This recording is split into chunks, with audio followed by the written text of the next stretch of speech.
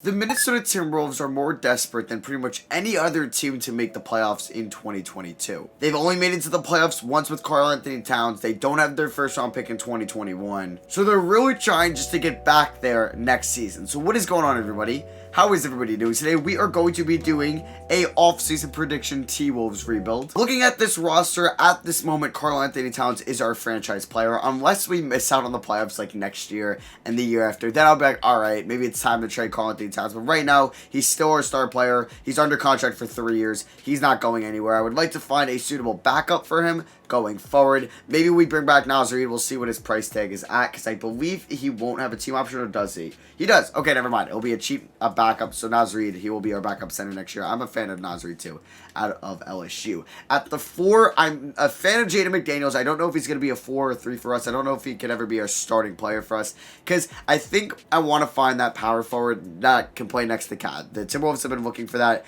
ever since Karl-Anthony Towns was drafted. It never worked out with Taj Gibson. It hasn't worked out with Juan Hernangomez. So I really just want to find that guy that we could put next to Cat. Vanderbilt or Lehman could crack the rotation, but McDaniels is the only guy here to stay. Small forward, I would actually swap Hernangomez's and McDaniels' positions, but Hernangomez could be a trade candidate. Culver and Okogie also possible trade candidates this offseason. Anthony Edwards, the #1 overall pick in 2020. Stud, franchise guard. We're chilling there. Malik Beasley, stud. Like, perfect sixth man. I love that position on this team. And at this moment, we do have Devo at the point guard position. I think a definite trade candidate even this offseason. Ricky Rubio does have 1 year left on his deal. I think I would ride that out. So that's what I think about the roster. I think I need to do that more when I start rebuilds. Actually talk about the team roster and how I want to construct it going forward. So I would say guys that are safe at this moment that I want to keep for next year: Towns, Reed, McDaniels, Edwards, Beasley, and Rubio. So we do have Chris Finch as our head coach, as the Timberwolves picked him up throughout the middle of the year after they fired Ryan Saunders. I'm going to keep Brian Gates and David Vanderpool. I'm going to keep Chris Finch for 1 year. And we'll see how he does next year, and then I'll decide next offseason if I want to just completely can the staff, fire Finch, Vanderpool, and Gates, or roll with them going forward. So it is draft time. We obviously don't have our first round pick. That is going to go to the Golden State Warriors at 7. Alright, so I would like to maybe end up with a first round pick, even if it's super late. And I'm going to try to clear up a little bit of cap space. We're going to trade, I think, Jake Layman. Oh, the Nets can't do this. Never mind. Alright, so we're going to trade Jake Layman to the Denver Nuggets for pick 26. And boom, we have our first round pick in the 2021 draft. I'll show you guys with who I take. And I ended up going with a wing at pick 26, or wherever we were, 25. Kai Jones ends up going 3 to the Cavs. Okay. Obviously, when the draft happens in about less than 2 weeks, or about 2 weeks from when you're seeing this, I think it's actually 2 weeks from today, because you guys should be seeing this on the 15th. Yeah, I'll have the full draft order once we get through that. So I'll have the accurate rookies. So I ended up taking Josh Christopher out of Arizona State. Could be a wing potential piece for us. He could play the 2. He could play the 3. I like his defensive potential, so I'm going to go with him there. We're going to pick up the team option on Naz Reid. Jalen Noel, just because it's so cheap, could also include him in a trade. Okogie and Culver going to bring back. So before free agency even starts and we go there, I'm not going to give the qualifying offers to Vanderbilt or McLaughlin. I do want to try to attempt to make a big trade. And the framework starts with a D'Angelo Russell for Ben Simmons swap. I think this could help out both teams. The Sixers get a shot creator, playmaker, somebody that they don't need to think of as a liability when it comes to shooting the basketball when it matters. And we get Ben Simmons I would play him at the 4, and we finally get that power forward that we could play next to Karl-Anthony Towns. So I'm going to start this. Yeah, they don't want to do that. That's why I picked up some of these team options, because I don't mind including them in the deal. So Jalen Noel will be included in this deal. So will Josh Okogie. So we'll see if I can offer these 2 assets as well as Devo for Ben Simmons. They would say yes, and they do not. Alright, so I'm going to X for Paul Reed. Okay, so I'm going to also throw in Juan Hernangomez, another good NBA player that can crack the rotation. We get B-Ball Paul in return, and they agree to that. There we go. We make a blockbuster trade, bringing Ben Simmons to the Minnesota Timberwolves, and we finally got that that good power forward next to Karl-Anthony Towns. So if I move him to a power forward, he's in 89. That will be his true position, so we will keep him there. And there's our front court. Obviously, he can't space the floor, but he helps out Cat defensively. Cat can already go out there to the three-point line, and Ben Simmons can kind of play more of a center role on offense and just being a pick-and-roll guy. So free agency is starting. We will have a little bit of cap space next year, but I think we're going to just kind of roll with what we have now. I think McDaniels could potentially start at the 3, and I'm perfectly fine with that. So I'm going to look for a backup point guard. We have 1, 2, 3, 4 guys at the moment. 5, 6, 7, 8, 9. I'm just looking for another point guard. Jared Culver does have 2 years left on his deal, so he's probably going to be a trade candidate next offseason. I think I want to give him at least one more shot, and we're going to look at just a point guard that could be a backup, and I actually love Campaign. I love that idea, bringing him in. I'm going to actually give him a 3-year deal worth about 6.5 and front load that. I actually think that's kind of a steal,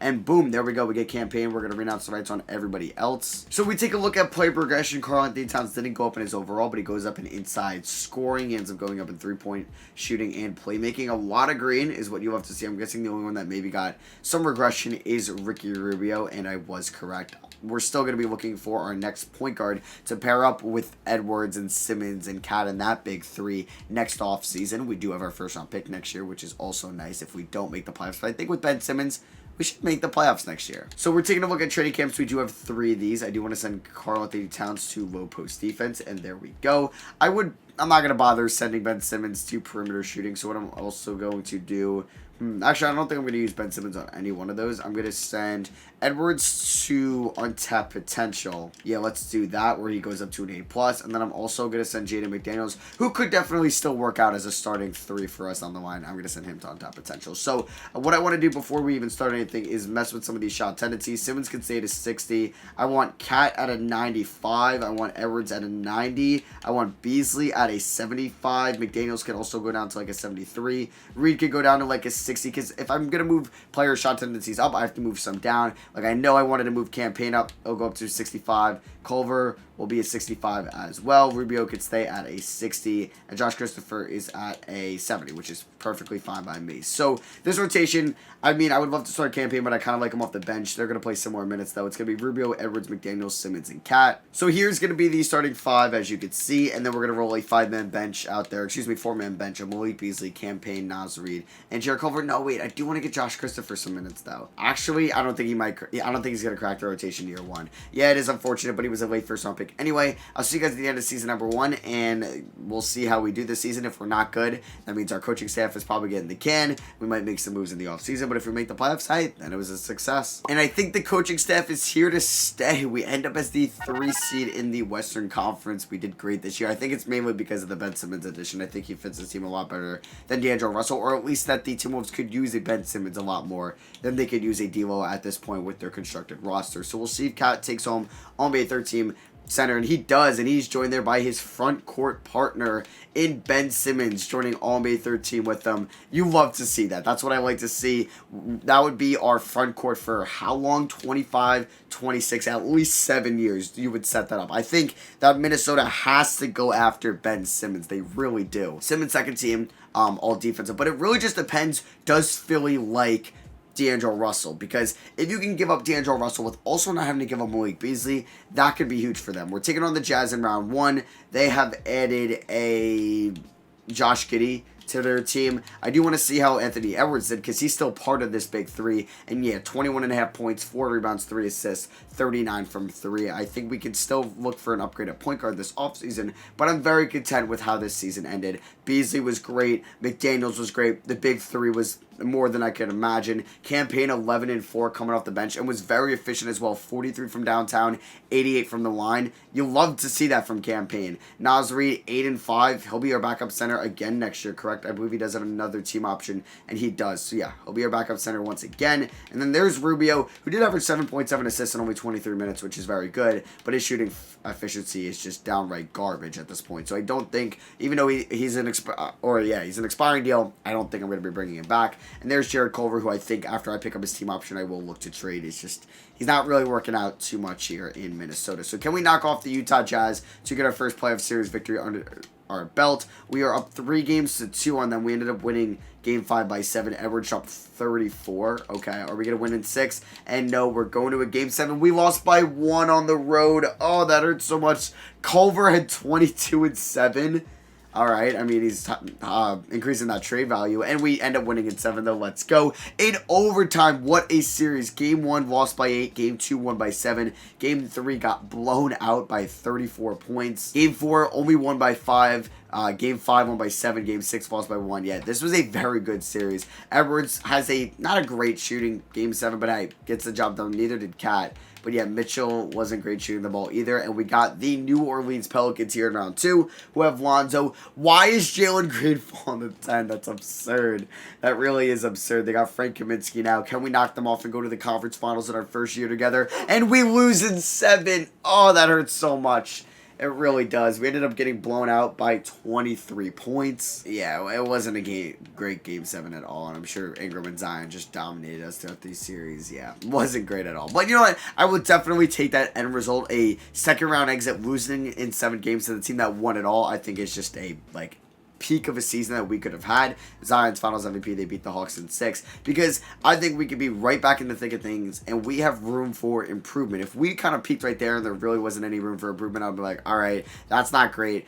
Probably never going to make it to the conference finals with the team we would have, but there is room for improvement. Like I mentioned, we need to go out. We could get another point guard. I think that could be a huge upgrade. Maybe we just roll with campaign. That could be a possible result, but I don't think I want to do that. So let's see where our pick's going to be here in the 2022 NBA draft. It is at 26, a lot lower than I thought it would be going into the year for obvious reasons. We're going to keep our coaching staff the same. I mean, we should do that. So let's go here to the NBA draft. I don't know if there's a trade I want to try to make. I don't really want... I mean, we could move Christopher 26 and Culver, but I actually can't even move Culver at the moment. I'm not really finding anything I like, so I think I'm just going to make my selection here, but I could definitely trade the player I draft. Alright, so I ended up going with Cam Fletcher, a wing out of, it says, Kentucky here. We also got Kofi Cockburn in the second round, as well as Julian Strawther. These guys could potentially all be traded. I wouldn't mind trying to make a big move. So I'm going to pick up the team options on everybody. Might use that $8 million Culver contract to really get that point guard I want to add to this team, because I don't think we have cap space with Rubio leaving, right? Yeah, we have no money, because we're paying Cat all that money. We're paying Simmons. We're still even paying, or Malik Beasley a decent amount of money. And even, what's his name? Anthony Edwards, we're paying a decent amount of money, too. So, Rubio, we do have rights on. I'm not really going to entertain that. So, I do want to look at point guards to potentially go out and make a big offer to. And it is the New Orleans Pelicans with Lonzo Ball. Yeah, a team that just won it all, but he has 1 year left. I don't think they're going to try to look at an extension for him. So, I'm going to start off with Jared Culver. I will also throw in, what's his name? Josh Christopher. Okay, this actually might be pretty tough if I wanted to do, Fletcher. Yeah, I don't know if I can actually get to this money where I want to be at all. Yeah, I'm 8 mil over, which means I'd have to trade one of these guys, which I don't want to do. I really don't want to do. I mean, I could sign somebody. I'm sure I could just do a sign and trade with Rubio. Get his contract up to, 9-10 mil and then really go after Lonzo. Let me just find another possible option if Lonzo really doesn't become realistic. So we could look at a Brogdon. I actually would like Malcolm Brogdon a lot. Actually, could we get there without having to sign Rubio? If not, it's okay. But let's try. I think we can. Culver. It's going to be close. Yeah, I'm going to be off by 3 mil. So you know what? Let me sign Ricky Rubio to a 2-year deal with the team option, because then I don't want to risk him having a no trade clause, even though he wouldn't. But let's just do that, and I should be able to get a Malcolm Brogdon trade done. So let's see what the framework will look like. Because Brogdon can pass, he could shoot, he could play defense. That's everything I kind of want in my next point guard. So we're going to start off with Culver. We're going to start off with Rubio, and then I will also throw in Josh Christopher. Or do I throw in Cam Fletcher? I think I'm going to throw in Cam Fletcher. 1 more mil needs to be included in this deal. That could be B-Ball Paul. And all 4 assets for Brogdon, they get Cam Fletcher, who I think is a very nice young assets to have. And they agree to that. So we have our perfect starting 5 in Brogdon, Edwards, McDaniels, Simmons, and Cat. So now that we have our starting 5, I mean, we already have Malik Beasley, Naz Reid, and Cam Payne off the bench. And then we could just throw Josh Christopher in there. Yeah, I really don't need to do anything throughout free agency. So let's just go here to player progression of season number 2. So player progression, Anthony Edwards is a 90 overall. Karl Anthony Towns is an 89. Simmons, 89 as well. Brogdon, 85. But I'm going to try to lock up Brogdon long term, maybe just on a 3-year extension. I think this team could win it all next year, because we have good defenders. I mean, where's Anthony Edwards' perimeter D? It's up to a B. We have Ben Simmons, stud defender. Brogdon, not a stud defender, but a very good defender. McDaniels can also hold his own. So we do have 3 training camps to use here. I think I want to send Malcolm Brogdon to perimeter shooting. I also want to do the same with Jaden McDaniels, who for some reason is regressing. I don't know what's up with that. Can you tell me why you feel that way? I hope maybe 2K kind of can change that next year. I mean, it's not like I declined a contract extension from him. It's not like I benched him. He's still in the starting 5, so I really don't get that at all. What I want to do, though, is send, I guess, perimeter shooting. We could send... I'll send Cat there. Why not? Let's get his 3-point up to a 90. I'll take it. All right, so Brogdon, Edwards, McDaniel, Simmons, Towns, Beasley, Reed. Okay, no, so it's going to be something like this. I think Reed's going to get like 17. So I'm going to go 2 more minutes to Payne, and we'll actually get him to 21. So yeah, this is going to be the 9-man rotation. Brogdon, Edwards, McDaniel, Simmons, and Towns. And then the bench is Beasley, Payne, Reed, and Christopher. I'm a huge fan of this. Yeah, I think it will roll really well. Yeah, I'm very happy with that. We're 3.5 star balanced. I'm cool with that. And then do I need to change any shot tendencies? Edwards, Cat's fine. Simmons, fine. Brogdon, we can maybe just make him and McDaniels and Beasley all the same. Yeah, I'm cool with this. I will see you guys at the end of the season, and let's hope that this team could maybe make a run. And we're right back in the thick of things. We end the season as the 2 seed, so we were seed higher this year. I will take that. We'll see if any Timberwolves end up on an All-NBA team, and we should at least get Cat or Simmons, and we do get Cat this year, but no Ben Simmons, but at least we'll see. Oh, wow, really? No Simmons on an all-defensive team. That hurts a little bit. So we got the Lakers in round 1. It's always nice going up against Chris Duarte. Not really, but or they got Duarte and Jared Butler at 2021 backcourt. But LeBron, AD, never fun going up against. They still have Harold, Kuzma, etc. We take a look at the player stats. Karl-Anthony Towns led us in scoring, followed by Jalen Edwards. Anthony Edwards, similar to what it was last year, basically the same. Then it's Simmons, McDaniels, Malik Beasley at 3, 4, and 5. Brogdon was a little bit lower than I thought he'd be, but 56% true shooting. What? That was below average? Okay, I don't know what brings him down. Maybe it's because he takes a lot of 2s and not a great, doesn't shoot at a good clip of that. Campaign's efficiency did drop 5 percentage points this year. And then there's Josh Christopher, who wasn't terrible as a rookie. Not great. And then Naz Reid took a little bit of a step back this year. Did he play less minutes? Yeah, he played almost 2 less minutes. So let's see if we can knock off the Lakers in round 1 as the favorite. We do win game 1 by 22 points. Malcolm Brogdon, 28 and 6. Simmons with a triple-double. Yeah, I think for the playoffs, I do want to change the rotation just a little bit. Like Josh Christopher, I'm cool with giving him 10 and Naz Reid 15. So that gives me 6 minutes to kind of go maybe 32 to Brogdon, 35, and we can go 1 more to Brogdon as well. So we're up 1-0. Can we go up 2-0? There we go. We end up winning both the games at home. What is their arena called? Is it the State? No, it's not State Farm. Is it Guaranteed Rate? No, that's the Twins. Is it something to do with State Farm? I don't think so. I think I'm completely wrong on this. It is the Target Center. I was way off. Damn. Edwards shot 44 in game 2. Cat with 33, 17, and 6. Yeah, this should be a series win for us. And we actually sweep the Lakers. Wow. On to game 3. We ended up winning by 15. Jared Butler had 33 against us. But Cat had 30, 11, and 7. Edwards 23. Simmons with 19 and 13. And then game 4 in the deciding game, we ended up winning by 53 points. Cat with 39 and 13, Brogdon and Beasley with an efficient 21 apiece, and LeBron just wasn't he was good, but not the LeBron that can carry in that series, and then AD was pretty good, but it just couldn't be enough, so we are taking on the OKC Thunder here in round 2, and the Thunder team is very different. They don't have Shea, but they have a Kyrie Irving, Colin Sexton backcourt, just 2 former Cleveland Cavalier guards just make their way to OKC. They have Bridges now, Baisley, Homie Hatfield, Poku, Monk, Diabate, and Lou Dort. Yeah, it's a good team, but we're up 3-0, so I'm pretty confident. And we end up sweeping them. We end up winning by 37, just kidding, 27. I can't do math. In the clinching game 4. Edwards with 33. He's been averaging 23.5 for the playoffs. Cat, oh my God, Cat's been going off. Cat wants it bad. He's playing like a different beast, and now we're looking to get revenge on the Pelicans for beating us last year, the reigning NBA champions. You got the 3-seeded Raptors versus the 8-seeded Knicks. Come on, let's pull off the upset. But we do lose game 1 by 15 points. Not great.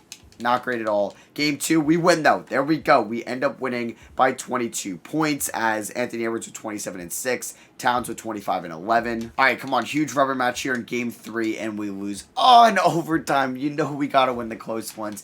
Edwards has a great game. Cat with a spectacular game, even with Ben Simmons and Brogdon.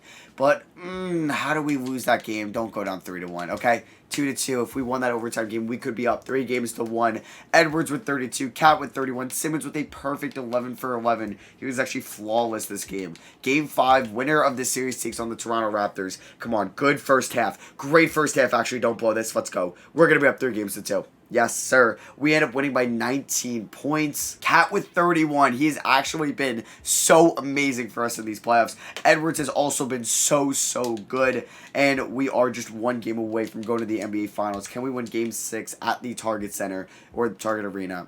I think it's Target Center. But we're up by 4 right now, and we blow it. We blew it a little bit, but we come back up by 5 with 90 seconds left, and we're going to be going to the NBA Finals. Let's go. We end up winning by 4. Cat with 28 and 13 in that game, and McDaniels with 21, who's also been very efficient for us in these playoffs. So I will take that 100% of the time. And now we got Timberwolves versus Raptors. I want to say that Chris Finch was part of the Raptors coaching staff, so a little bit of a revenge series there. The Raptors have Dennis Schroeder, who they take at 4. They got Evan Mobley there. They also have Nerlens Noel and Max Christie now, but a winnable series. I think that Pelicans team is better than this Raptors team, and that might show because we blow them out in the first quarter, and we end up winning game 1 by only 6 points, which is nice, but we were up by 19 at the end of the first quarter. Cat is just so efficient. Like, he has a 72% true shooting with 30 points a night and 11 rebounds. At 5 assists in the playoffs. What's his PR? 26? How is it not higher? No, I'm messing. But Edwards at 27.